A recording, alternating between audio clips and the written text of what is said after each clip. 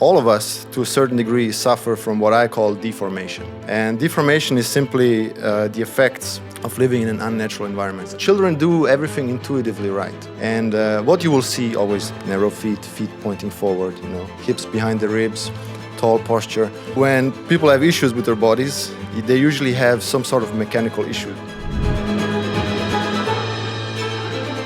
Hello guys, and welcome to another episode of the podcast. Really excited with our special guest today. He is a movement mechanic.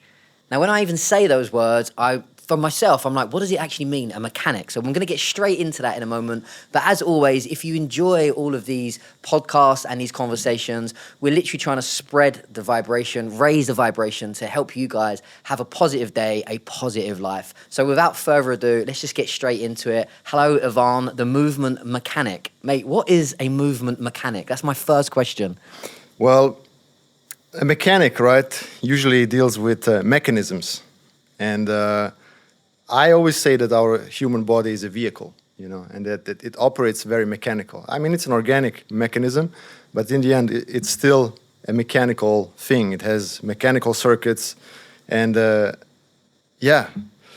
So when people have issues with their bodies, they usually have some sort of mechanical issue, and like all we want really is to drive this vehicle problem free. So. Yeah, people come to me and we look at what's wrong with the body, we fix that, and then make sure that they can move without pain. Yeah. That's it in a nutshell. So me and Antonio, our camera guy sitting over there, we came on your course probably, a year ago maybe? Yeah, maybe even more. Yeah. Maybe a bit of, and it was about, without sounding rude, it was just really simple movements of changing our posture. Yep. But I know for Antonio, it's been life-changing. He's like five inches taller now. And for me, I could feel the difference massively. Can you explain what you was doing to our bodies? Because I didn't realize how, I wouldn't say hunched over, but how much of a pattern the body was actually in. And it felt like you opened the body, I suppose, if that's the best way to describe it in my... So what did you actually do to us? Well, to get to that point, we have to understand something that the modern humans, all of us, to a certain degree, suffer from what I call deformation. And deformation is simply the effects of living in an unnatural environment. I mean, if we just look around, it's all like 90 degrees, we have, furniture, we have all these artificial shapes that we put our bodies into all day, and none of this exists in nature. Like if we look outside the window, you see it's all like uneven terrain, there's no straight lines, so it's all uneven, and the body needs to continuously adapt to fit. And what we're doing, we're squeezing our bodies to fit in this kind of shapes, in these squares and this furniture. And what happens is when you force the body for a long time into these artificial shapes and postures, it starts to adapt, right? So, because I would never in nature rest like this. I would either lay down or in a deep squat or cross-legged, but I would not find a stone that is shaped like that for me to remain in this position for some people 12 to 14 hours a day. And so what happens is the body starts to adapt. The tendons, the fascia, everything starts to lock up, and this becomes my default shape. So what happens eventually is, like, if I spend enough time, and I'm talking not just a day or two, it's years and decades in shapes like that, the body changes into a different default position, especially the spine. So we then take that shape that is rounded up, and you see this a lot with people having their hips too far forward. Now, the nervous system then registers this as the new default shape, and then it stays like that. And what then happens is that your mechanics, now we get to the mechanical part, are being thrown out of alignment. Okay, so now the hips are too far forward. That creates compression in the lower back, in the neck. Now the hips are the femur heads of your thigh bone are now turned out, and over time people are wearing out. Their joints break down. If you look at the joint replacement statistics, they keep growing and growing and growing. We don't have a solution for it. Like, even if you go to physiotherapists, they always look at it like localized. You have an issue with your knee, they look at the knee, they can tell you what's wrong, what kind of surgery you need. But then if you do not change your mechanics, this will just be a temporary solution until you find yourself in pain again. Yeah. So what I did with you guys, basically, I demonstrated I shown you examples of humans that are still in alignment, which are children, indigenous people. Yeah, there's a clip of those people running, right? Yeah, Race. yeah. I'm using a lot of visuals because it's one thing if I tell you something, but then if you see it with your own eyes, and then if you see these people, how they move, how they stand, there's something that clicks. And then you can try to assume these shapes, and almost everyone immediately feels like, oh, that felt right. Sometimes people say, I always thought that this feels right, but now I know for sure. Yeah. So what we're doing basically is we're putting you back into alignment, what I call the primal body or the primal shapes, and then we let the body heal, and we're trying to reprogram the nervous system that, no, this should be the default shape. And then, of course, there's exercises in how to soften the body, exercise how to strengthen certain body parts. But with the ultimate goal is to get back into that primal body. The body we all once had, but then lost due to unnatural living. Yeah. And that's without, you're talking about just us sitting here having a podcast, that you're driving your car, you're sitting at your office, you're at work all day, every day, and then your back is like starting. I literally went back to the UK about 1 month ago, and I haven't been back to the UK for maybe 5 years. And the biggest thing that shocked me the most was how sick and ill people were. I could just see it everywhere. Like people were kind of like hunched over, people were in wheelchairs, people were overweight. And I was like, wow, we've really neglected, or in the Western world, we've really neglected this. It's kind of like a spacesuit, right? You're on this adventure, you've got one spacesuit, you want to look after it. Because if you're in space in it, you'd want to make sure you've got a good suit. And I was just so shocked at how we've gone so far the other way in society. What would be the not solution, but what would be the first steps to anybody watching this to start doing this kind of like body movement or mechanics you're talking about, to get into a positive posture or a positive frame of mind with the body? Yeah, that can be a bit difficult because there's so much contradictory information out there, So what I would suggest people to do is look to the children, because they carry the truth. Because children do everything intuitively right. And what you will see always, narrow feet pointing forward, lower back, like abdomen relaxed, hips behind the ribs, tall posture. So this could be kind of the first guideline, is look to those who are not in pain and look how they are different to you. And then it's funny because I always in my classes I say, if you cannot do what a 6-year-old can do, you're in trouble. Yeah. This is where you start. And for most people it will be suppleness and flexibility, because even if I show you the right shapes, most likely you will not be able to get into them because your body is all locked up. Like the spacesuit or that armor that I call is so tight, it keeps you trapped. So the first step in like making the path towards the primal body is you have to break down that stiff meat suit, as I also like to call it. And then we can start by creating a suppleness in your muscles and tendons and ligaments.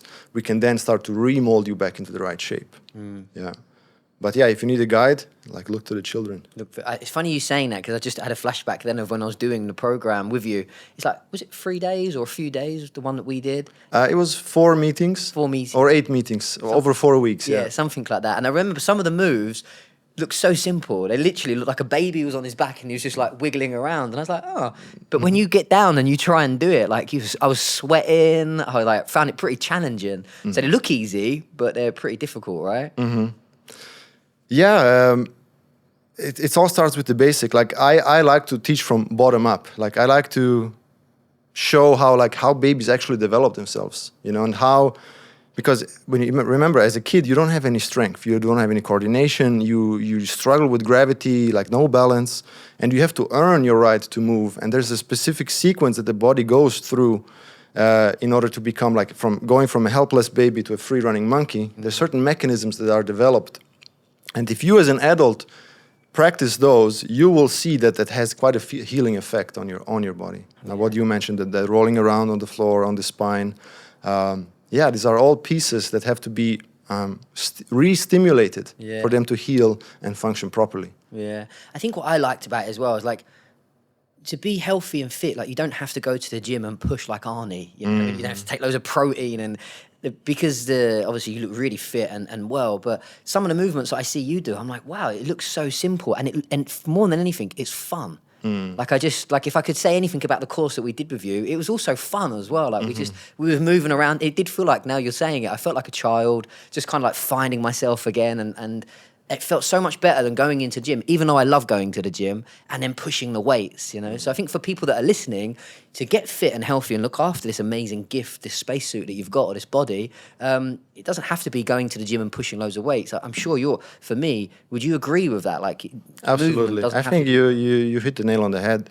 And I say this all the time, strength is your least important physical quality. Strength. It's important. It is important, and it's necessary. I see strength more like a currency, you know, that would help you out in most cases. Yeah. But strength alone, without any other quality, will be a detriment. Other qualities like flexibility. Or... Yeah. So I like the way I teach the primal body is like you need 4 qualities or 4 physical traits, and they have to be built in sequence. And the first one is always more important than the next one. And that's also what your body craves the most. So first is alignment. This is suppleness and like living and resting in the correct shapes. This is just what keeps your body intact, so it doesn't break down on its own. Second is mobility. You need to have these basic motor skills, motor capabilities that babies and children have. That's the second most important, because that's your movement nutrition. That's what the body just craves, you know, just like a bird craves to fly or a fish needs to swim. Just in order to be normal, that's what we need, you know, the mobility. Movement nutrition. It's just movement, yeah. Yeah. Then comes what I call energy, and that's, you know, your ability to spend yourself and, you know, become be a high energy person. Look to the children, they're all high energy. Yeah. And there's specific ways they energize themselves. And only then comes strength, okay? So for a healthy body, you need to have alignment, mobility, and energy first before you even consider doing any kind of strength training. Or at least that's what I suggest people, because that's what will make your strength then also be sustainable and last. Because if you build strength and you don't have the other 3, you'll just be even more trapped. When we see this a lot, guys who are deformed, totally locked up, but super strong, they have it even worse. Because the armor that they carry is so thick and so stiff and so hard that for them to, you know, experience the physical freedom that we all are meant to have, it's almost impossible. Why do you think so many? Because the way you said there was 4 for me, it seems like when you look in society or on these kind of magazines, you know, the health magazines, it's kind of the other way around. They look at everyone's looking at physique and strength, which don't get me wrong, there's nothing wrong with looking good and feeling feeling strong. Why do you think we live in a world where it's just so focused on the opposite way around compared to your? Well, it's appearance, right? It's easier to appear strong than actually be strong, and I guess it's the one that is, reflected. Like if you show up strong, you get the reactions. You know, you create a certain image, you project a certain image. Yeah. And then because everyone's so busy and we have limited time, we just go for the easiest. You know. Yeah. It's like, that's why I like to call it strength like currency. It's like just make the money. You know, just get the currency, and more often than not, you think that will be enough. You know. But then once the joints start breaking down, you'll realize that the strength has very little. And that's also the case, like once you start breaking down, the strength leaves you very quickly, you know, because you need a good structure. You need a healthy frame first for it. Like no one would race a car with flat tires, right? Or with loose screws, you know, but then we do it with the body. But I don't blame them, you know, sometimes we just don't know any better, you know. Yeah. Because that's the most popular, you know, I blame Arnold Schwarzenegger for it. You know, he kind of made that culture mainstream, where it's all about strength. But yeah, I think. Yeah. That's one of these reasons. Yeah, I like what you said there, and I definitely get it in your program. I think I've been to 2 of your workshops. The first time I ever came to Koh Phangan years ago was when you had the gym, and I came to one of your movement workshops, and I think that was the first time I'd ever moved my body. We was hanging around and just spinning around. We did it with Ollie on as well, so there's all these other different kind of movements going on. And I was like, wow, and I was so stiff because I'd always been in the gym, you know, or doing yoga. And your style of movement, or what I experienced at that first workshop years ago, for me, it was just, again, it was so fun and so joyful.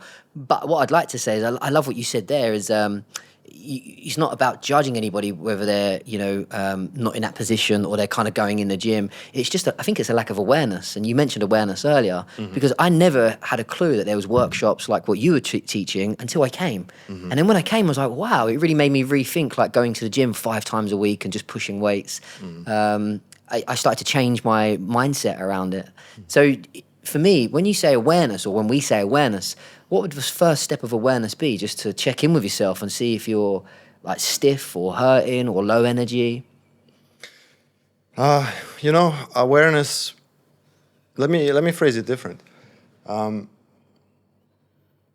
Because, like, I like to say that, like, I like to say that we are not our body. We have a body. What we are is the awareness that resides within the body. Gonna get deep. I like it. Right? So, in that case, so that brings me to the point that is only a vehicle, right? And my awareness is using that vehicle to take in the human experience. So, in that case, what would be the best body?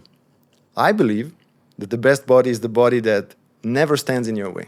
Okay, so is that your point of awareness, just like a camera lens floating in space, should be always unrestricted and free to do whatever it wants at any moment.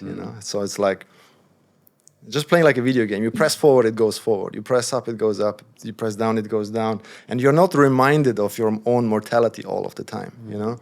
So in my workshops, I like to say the purpose of practice is to dissolve the body, like make the body disappear, make it like you don't feel like you have a body.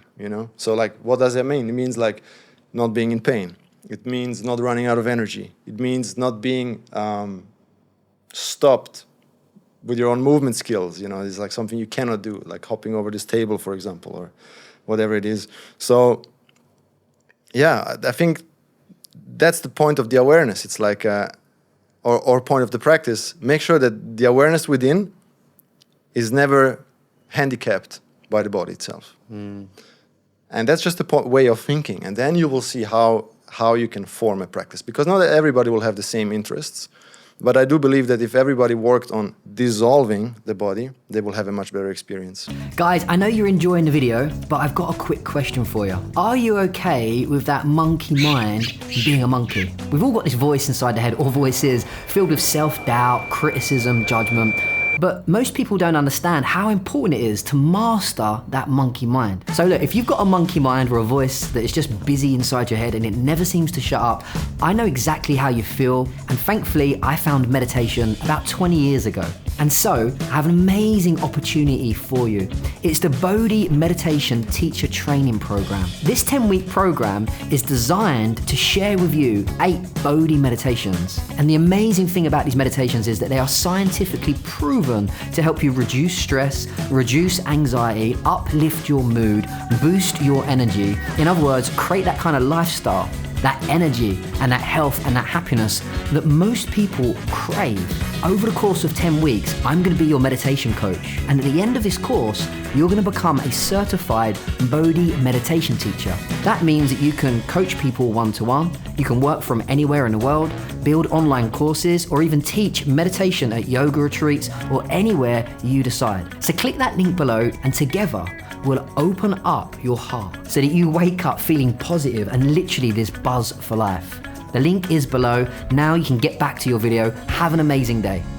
So the body is like the vehicle, and like you say, you want to put the right amount of air in the tires, the right oil in the engine, but there's also some kind of driver, and that's the awareness. The awareness is the driver or the witness. Yeah, and then with the awareness together, you practice the driving skills. Nice. So yeah, smooth ride.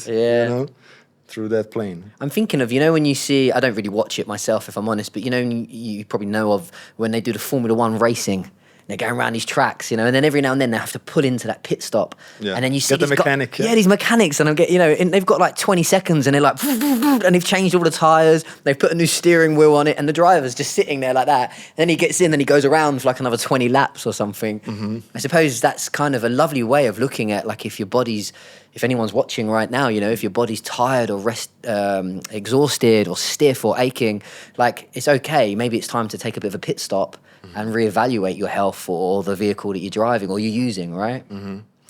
Yeah, definitely. The challenge will often be like, how do I do it, And I always think the first stop that you should do is check in with your, like, flexibility and suppleness. You should be able to, just like kids, sit on the ground, rest on the ground, roll around on the ground, and just not be uncomfortable in your own skin.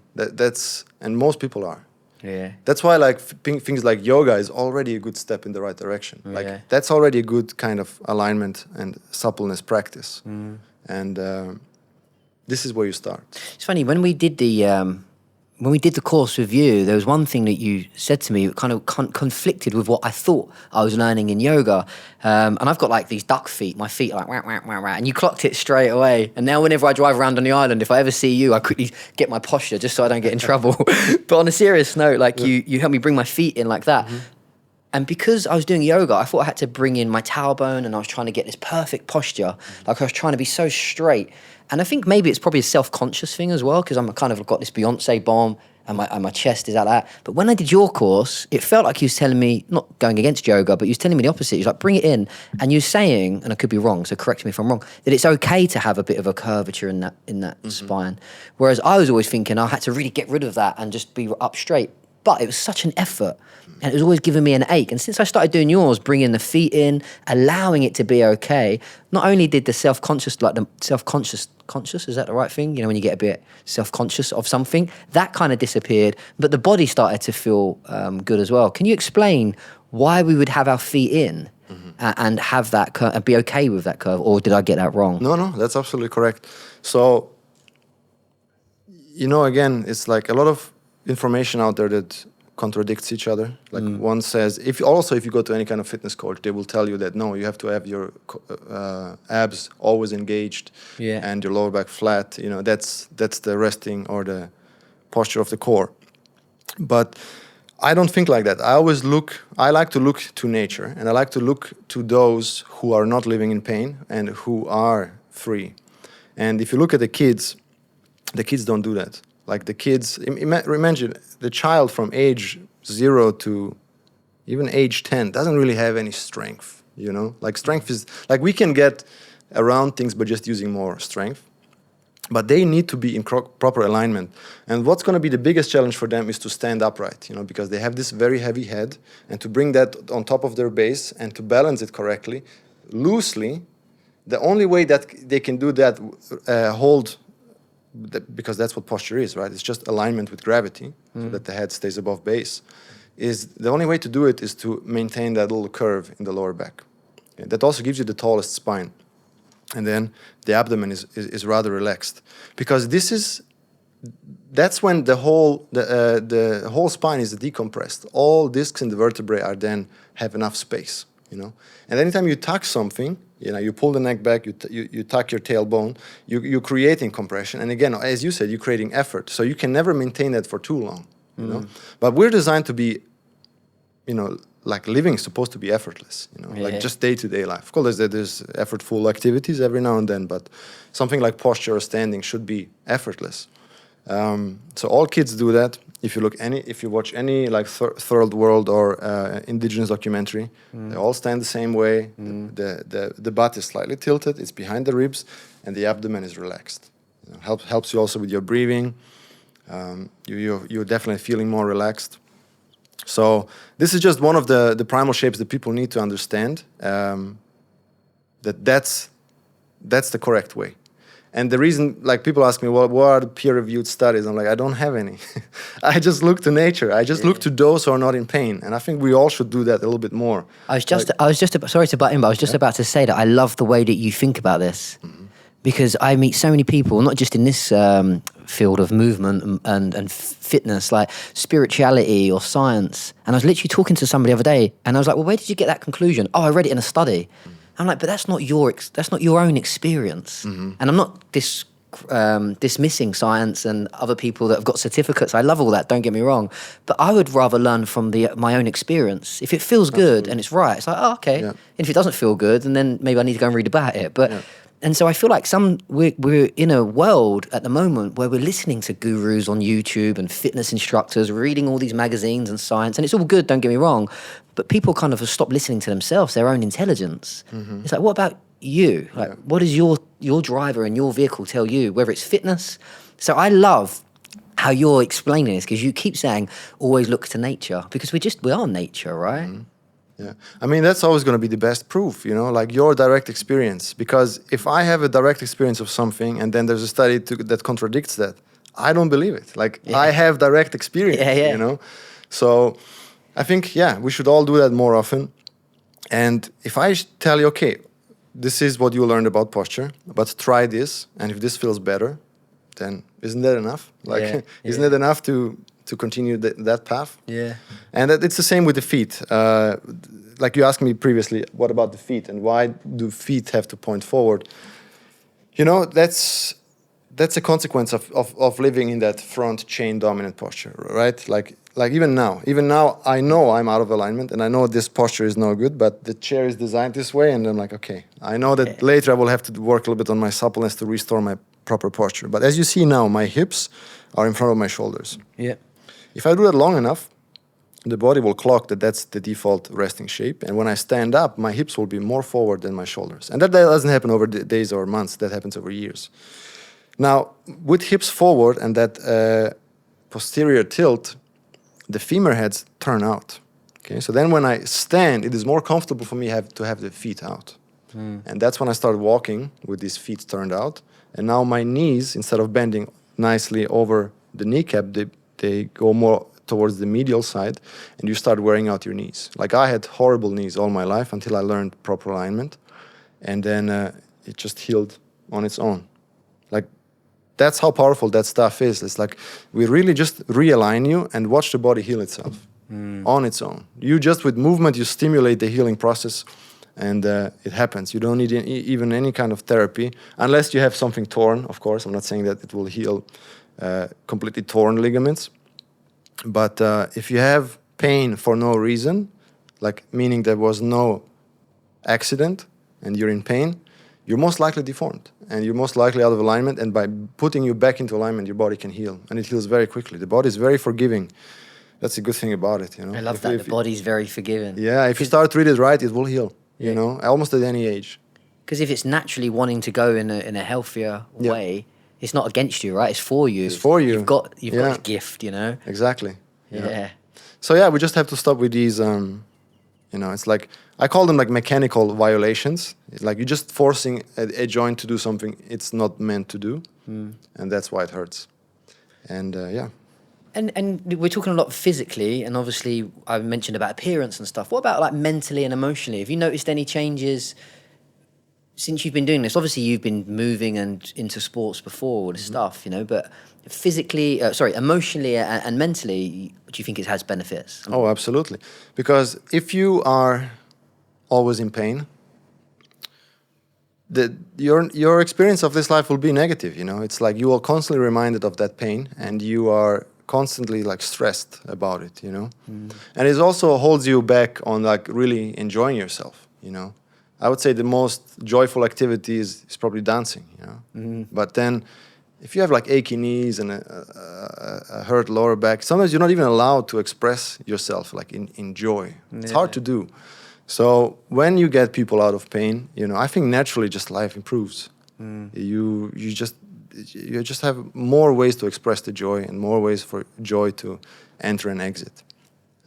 Again, look to the kids. Look how they express. They're so joyful in the moment. They Right? jump around, run around, and roll around, and you know, they can transmit that energy when it enters them. You know. Yeah. But if you have a joyful experience, but you're locked up, it's very limited on like how grand this experience can be. Yeah. You know, you might just get a fraction because the body doesn't, you know, you just cannot shake it off. Can't express it out. Yes. Yeah. It's funny when I said about going back to the UK, and I could physically on the outside I could see people were hunched over, they were sick and ill, and I was like sad and shocked. But I think you just hit the nail on the head. The thing that really hit me was my kind of sensitivity to like the joy was gone. And I'm like, wow, you're in pain. It was just pain and suffering. You know, when you think about the Buddha, you know, when he was in the castle and then he went out for the day, or, you know, and he saw people just in pain and suffering and sick. And I'm not saying that I'm a Buddha, but I was walking around the UK and I was just looking and I was like, wow, this really is suffering. Yep. Like it was just such an eye-opener for me. One, from the physical of like how people's bodies were just really deteriorating. And then two, just like, yeah, you hit the nail on the head. I was like, where is the joy for life gone? And now I'm realizing, well, how can they be so much in joy and expressing it if they're really trying to get through the day because their body's in so much pain? Yeah. It's funny, isn't it? Because I'm sure you've traveled quite a lot as well. You go to like cultures, I've been to Africa, India, Cambodia, even here in Thailand. They haven't got these kind of chairs, and like, you know, people are sitting around, like 5 or 6 of them, all sitting on the floor eating their food. Or in Africa, they're all, you know, everyone's squatting down. But it seems like in the Western world, everyone's in these kind of like IKEA kind of furniture. And like, how did that evolve? Like, where did we go wrong? Well, you know, I think that that's the source of all suffering. Actually, it's you know, furniture, modern furniture. When you live primal, when you rest on the ground like they do here, your body can never harden up because you have a firm surface that you always sit on, you know. And you know, like here in Thailand, we spend a lot of time on the ground as well. It's like when you're on the floor, you're constantly changing position. You know, you go from a cross-legged to squat to kneeling. You know, you're changing. And what you're doing in this process, you're foam rolling the body. You're kind of self-massaging all the tissue, and the body remains soft. So if I wanted to heal someone, like with one hint, it's like never use furniture again. Just Really? always just lay on the ground, because your body will have no choice but to soften up. You know, if you cannot remain hard by spending time on the ground. Like, we get hard because we sit on soft Wow. surfaces. So let me just pause that for a moment. It's Yeah. the reverse, right? Yeah. So when you sit on the floor, the hard surface, the body will soften. Will soften. But when you sit on the soft furniture, the body's getting tense and hardened. Yeah. Wow. That's Yeah. goosebumps that moment, right? Yeah, because again, like, I am keeping the body. Like, let's say the example of sleeping in a mattress. Let's say you sleep at night, and if you slept on the ground, your body, because it's a firm surface, you can rest on your bones, and the body can really surrender to gravity and fully relax. When you sit on a mattress or sleep on a mattress, your pelvis sinks a little bit lower than the shoulders. The head is on the pillow, so you're in this compromised shape. And because it's soft, or a little bit soft, you kind of keep nuclear tension throughout the whole body. So all night you are somewhat tense in maintaining that shape. Your body cannot fully relax, right? Because there's no firm surface behind it. And then when you wake up, like we all know this, like you sleep in a hotel room or on a new bed and you wake up with lower back pain. Yeah, stiff neck. Or a stiff neck. Get stiff neck. That's exactly it. Whenever I That's stay in a exactly hotel. And now imagine doing that for a year, 10 years, 20 years, 50 years. You just get more and more locked up, you know? And then you need all these pillows because it's the only way you can find somewhat comfort, you know? So the best way, and that's why, like, when I teach alignment, we always do it on the ground. Like, we're restoring these primal basic resting postures. Like, everybody needs a deep squat. Everybody needs to be comfortably be able to sit on the shin. Even if it's a tiled floor like this floor must not hurt you, you know? Wow. That's the level of suppleness you need, you know? That's where you start. So yeah, man, it comes down to furniture. Like, if we spend more time on the ground, if we spend more time rolling around on the ground, the body will almost fix by itself. You don't even need crazy techniques for that. Yeah, and I've got 2 questions. Number 1, do you sleep in a bed then? Do you have a mattress? I slept for a long time on a tatami, like a puzzle mat, Okay, yeah. which is pretty firm. But yeah, no, like being with girlfriend, you know, someone wants you to sleep in the bed as well. But I do feel better when I sleep on the floor. Like, as a test, if people want to try it, just like take 2 softer yoga mats, put them on top and sleep on that. Yeah. And it will not be comfortable at first, Yeah. you know, because the body needs to that stiffness needs to be broken, you know, it needs to soften up.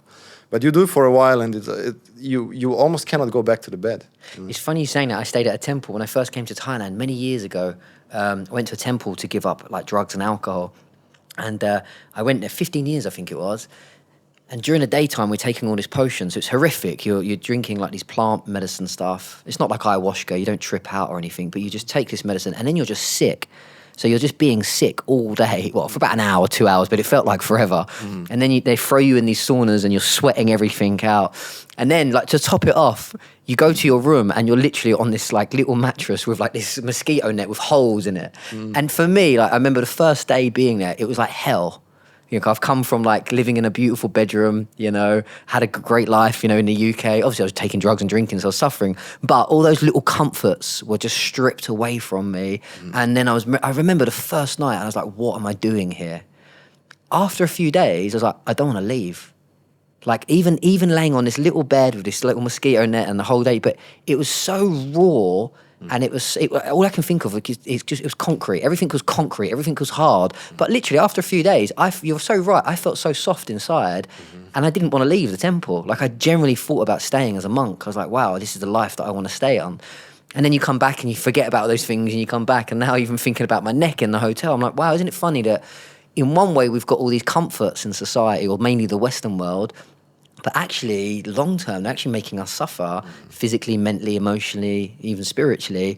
Like we're actually suffering because we've got all of these comforts, or it's disconnecting us from that, right? Yeah. Yeah, it's funny, right? The more comfortable you get, the harder life gets somehow, Yeah. you know? It's like you need to have that like reality check. Just the connectedness to the ground, I think. I think that's where we came from, you know? And like, I think a big part of aging as well is just being disconnected from the ground. Like I cannot imagine my grandma making it to the ground and standing up again on her own. Yeah. You know, it's like she need help, you know? Yeah. Because, it seems so far, you know? Yeah. That is where he came from. I like that you mentioned aging there, because this is something that I've always thought about. It's like the choices that I make today, not that I'm perfect, I'm still learning, right? We've all got some demons to work on. But everything that I'm doing now is creating Brett when he's 60, 70. What the food that I eat, how much I meditate today, or do I just sit at home, eat crisps and, binge on Netflix, or even the body. I haven't really got a fear of death. I think we've really lost this concept of death. I think it's a beautiful thing. But there is a fear within me that's like, I don't want to be an old person that can't get on the ground. I don't want to be moving around and feeling stiff and being in a wheelchair. So what would you say about like this aging process? Because in the West, like we've got a fear of death, number one. And then people just get old and it's like they're just not forgotten about, but they deteriorate. They crumple over, they kind of get old, they put them in these homes when, like, if you don't use the mind and you don't use the body, it's obvious that it's actually going to get worse, right? Do you kind of like think about your future for 40 years from now? Hello, you amazing viewer. I hope you're enjoying this video, and I've got some really exciting news for you. You know that moment when you're reading a book and it just ignites that light bulb moment for you? It wakes something up inside you, that passion, that enthusiasm, or that spark for life. Well, the big announcement is my new book, Awaken Your Spirit, is ready for either pre-order or, depending on when you're watching this book, you can order your copy right now. Over the last couple of years, I've poured my heart and soul into writing Awaken Your Spirit. I don't know about you, but sometimes that voice inside the head just never seems to shut up. Well, this book shows you a step-by-step process on how to really close your eyes and go inside and separate from this monkey mind and this never-ending conversation that goes round and round and round. Whether you're seeking inner peace, you're looking to recharge your batteries, or you want to feel more grounded and in harmony with life, this book has got something for you, and it's going to show you how to connect to a very deeper level within you. Now, I don't want to keep any more of your time. Get back to the interview, and again, if you're somebody that really is looking to get back in the driving seat of your life, master this monkey mind, reach your full potential, and ignite that excitement, that enthusiasm, and that passion for life, make sure you awaken your spirit just below. Have an amazing day and enjoy the rest of the video. Yeah, I do. And I feel like I have a system or a way that I can preserve my health. Like I'd like to say that, let me give you an example. I was in Bangkok, and I was at this gym called Movement Playground. And it's like a parkour gym. Okay.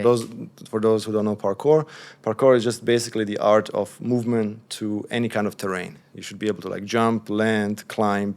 It's all stuff kids love to do. It's kind of like, imagine Tarzan in an urban environment. Yeah.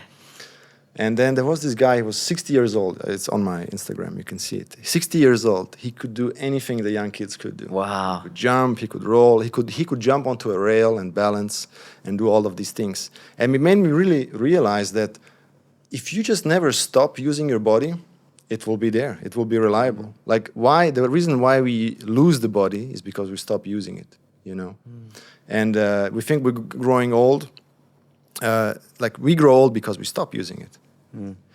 And what is aging? Aging is basically the process of drying out. Like if, an old person. And you say that again. Aging is the process of drying out. Drying out, yeah, becoming dry. Okay. So if you look at a baby is really like moist or wet, Yeah. and then like a 90-year-old person is very dry. Wrinkly and old. Yeah, you're so right. And what's the worst thing you can do when you're old, when you're dry, is to be stiff. Because if you're stiff and dry, then it takes the least amount of impact to break you. So one thing you can prevent, or at least age as slowly as possible, is to always stay supple. Like you can never allow the body to get stiff. Like that should, like all alarm bells should ring. If you like, at some point you cannot even reach your toes. Like you cannot extend and reach your toes. So you prevent that by being supple.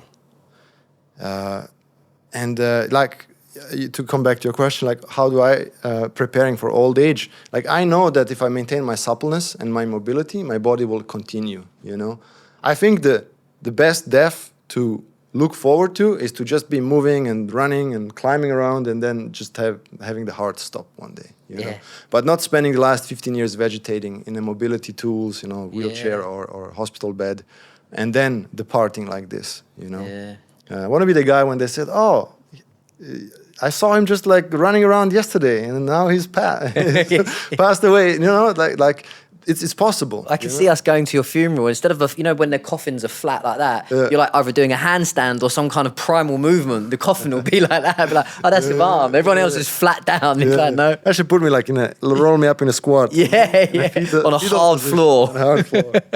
Yeah, no, the body it can last, and like. When I teach, I'm using primarily 3 or 4 groups that I point to. Is like, look at the kids, look at the indigenous people, and look at the centenarian athletes. Those at 100, like I have a video where I show the 100-meter dash of the over 100-year-olds.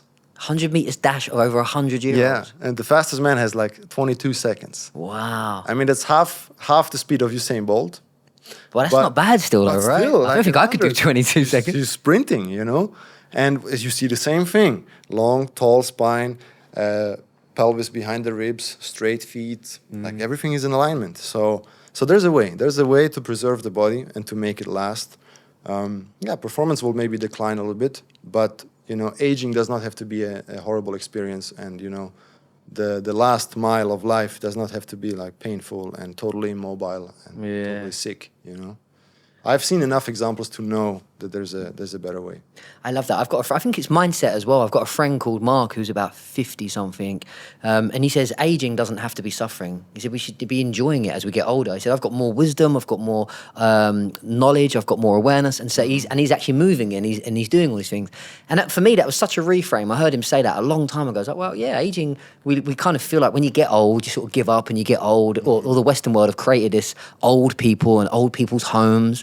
And I'm like, wow, it doesn't have to be that way. But I suppose some of it comes all the way back to the basics of awareness, right? Because if you don't have that mindset, then it's going to be harder to go and maybe go to the gym or do these kind of primal movements. If your mindset is, this is normal, this is what's going to happen to me, we've kind of got to wake up from that first, right? The first step, I guess.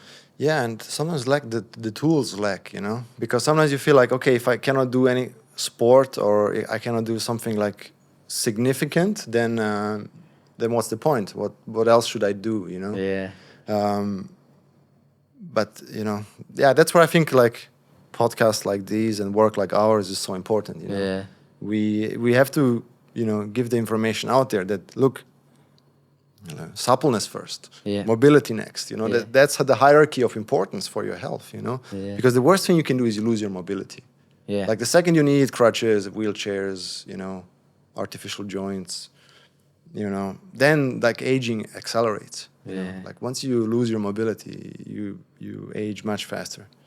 So I like what you said earlier. I mean, sort of coming back to something we said originally, like if you hurt your knee, and like most people would, you'd go to the hospital, maybe they'll give you a knee replacement, but maybe that was coming from your hip. Maybe it was coming from somewhere here. So yeah, it will kind of reduce the pain for a while, but if you didn't get to that root cause of that, that's always going to come back, or something else will come out. And I feel like what I'm hearing from you is, coming back to the root, coming back to the basis, which is this intelligence of this body, which is very simple also. So simple. It's not a science. Like health cannot be a science. Like it cannot be a rocket science. It cannot be complicated, Yeah. There must be a way for this mechanism, as it was in all these millennia, that the way it, it sustains itself and it remains healthy, It cannot be all of these many complicated things to be put together for us to just feel okay. Yeah.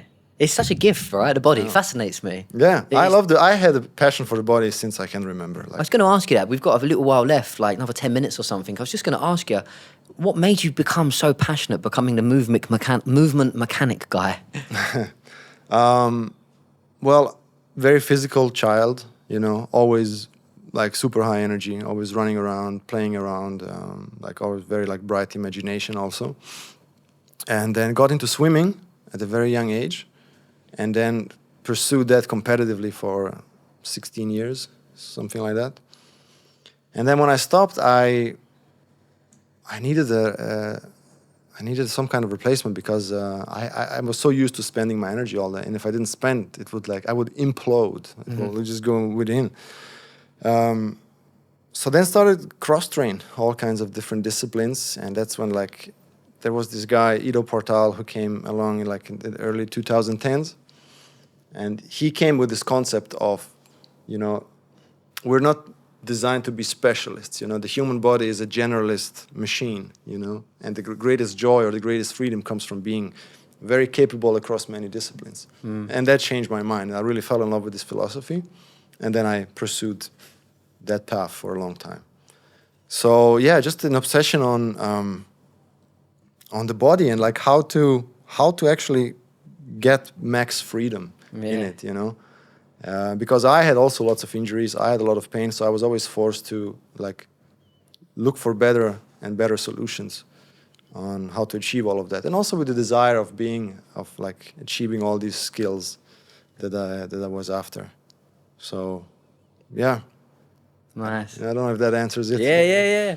You can tell how passionate you are when we come to the workshops. And if anyone's on Koh Phangan or listening or they want to get in touch with you, we'll give them all your details. But highly, highly recommend one of your courses. Not even just about that. I mean, for me, 100% the movement and it's all great, but also just the joy of coming back to the body. I think that's the best thing I've got from this. It's it's meant to be joyful. Like life, I generally think life is a gift. It's meant to be joyful. Your body is a gift. It's not meant to be suffering as much as, maybe there's some suffering, but not as much as it is for so many people. So I think I got that so much from one of your programs or both of the courses I've been on, that it's just move your body, have fun moving it, and enjoy it. Enjoy what you got. Yeah. It takes so little, man. Once you have the right practice, it takes so little to be in check. And I want to bring this point back again.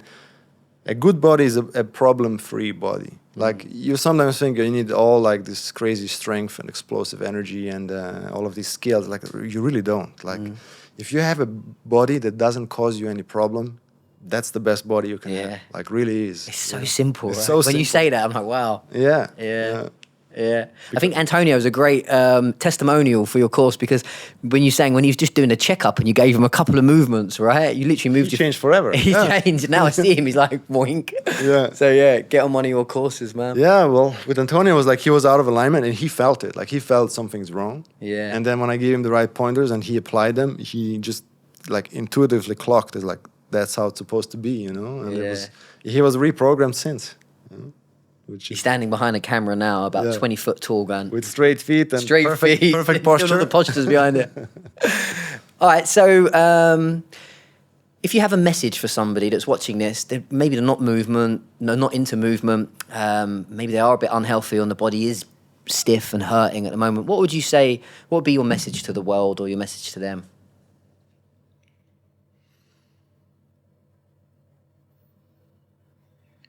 Start with softness. I think this is where you'll find your health. It's not in the strength. That's the wrong place to look for in the beginning, because most people don't like strength. A child doesn't have much strength and it can support all of its movements, So we have more strength. So that's not going to be the issue. The issue, the lack will be in the softness.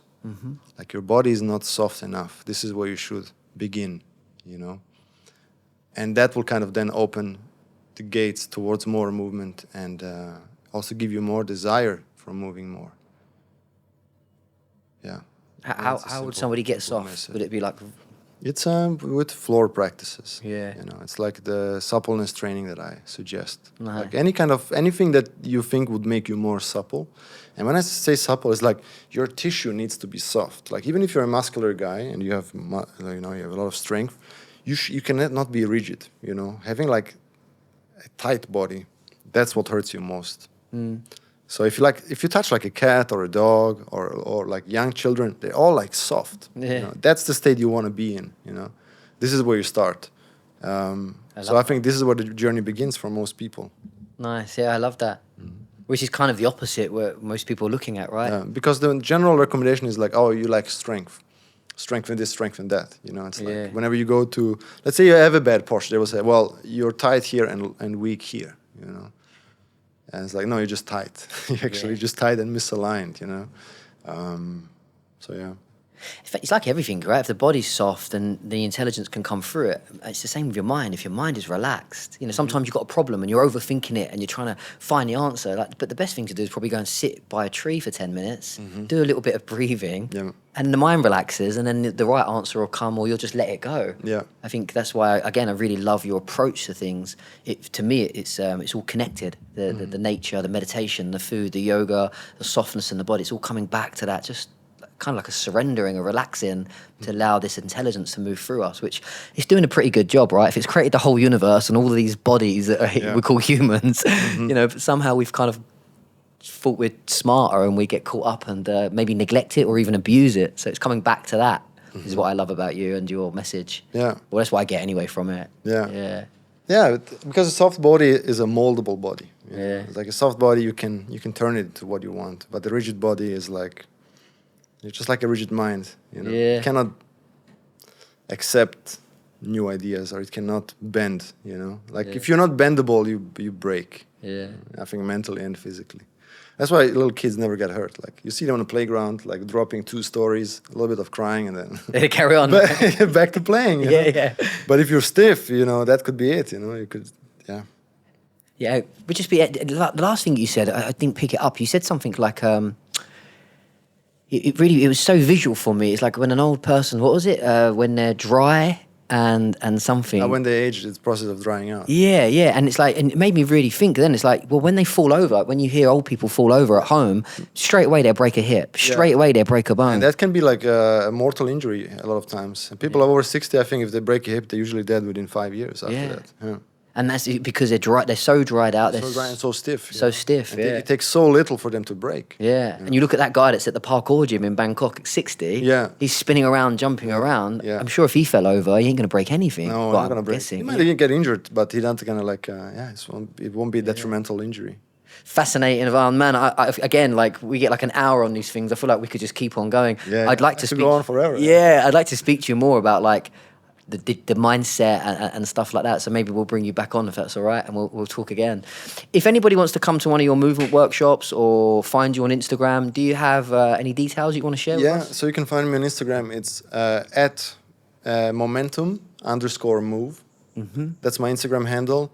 And like you can come see me in Phang in Thailand. I'll have now a Europe tour where I'll be teaching as well. So I will have all the information out there. And for people who want to like work with me online, like I give them a map or a path to the primal body. Like I teach them these four practices, because I believe like just to have the body working all right, you need an alignment practice, you need a mobility practice, an energy and a strength practice in that order. So for people who are interested in that, they can also reach out to me and we'll get them started. Amazing, bro. And I highly recommend it. Antonio would highly recommend it as well. We've both been on the course. And, mate, really, really appreciate your time, man. Have a great day, man. Thank you for having me, man. Thank you. It was great. I loved it. Hello, viewers. Thank you so much for watching this video. I'm hoping that you enjoyed it just as much as we enjoyed making it. We love this adventure we're on. We love growing this community, and we would love you to actually help us. So I've got a favor to ask you. Make sure that you subscribe below. And if you enjoyed this video, give it a thumbs up and turn that notification button on, because that actually helps us with the algorithm. In other words, it's gonna help us reach more people and spread this ripple effect. And I really appreciate your time and energy for watching any video. So if you've got any comments or questions or queries, make sure you pop them in the box below. By subscribing, you are going to be one of the first people to know when we release new content. If you really want to take your journey and your growth to the next level, make sure you watch this next video and have an amazing day. Once again, thank you so much for your time and your energy. See you in the next video.